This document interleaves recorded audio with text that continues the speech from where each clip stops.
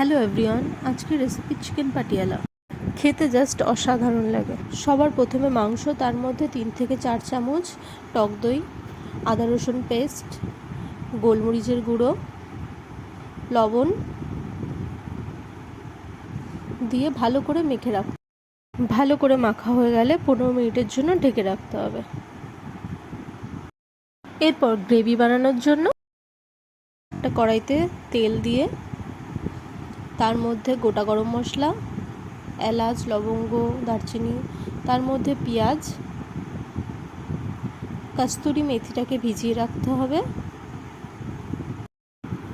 তারপর কাঁচা লঙ্কা কুচি দিয়ে ভালো করে ভেজে নিতে হবে। তার মধ্যে টমেটো কুচি,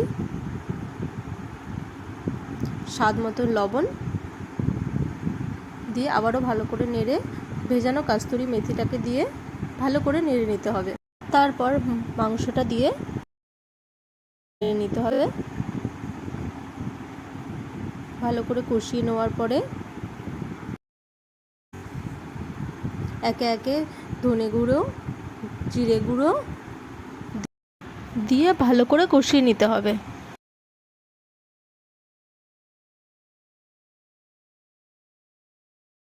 ভালো করে কষানো হয়ে গেলে ঢেকে রাখতে হবে 15 মিনিটের জন্য।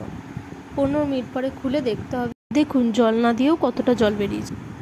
তার মধ্যে কাজু বাটা, তারপরে এটাকে ভালো করে নেড়ে নেব।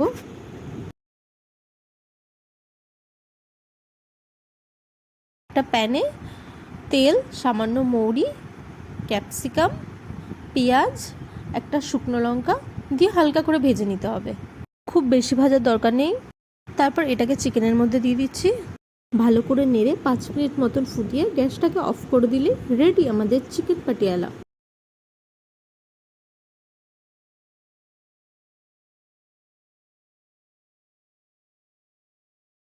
এটাকে খেতে রুটি, নান, পরোটার সাথে দারুণ লাগে।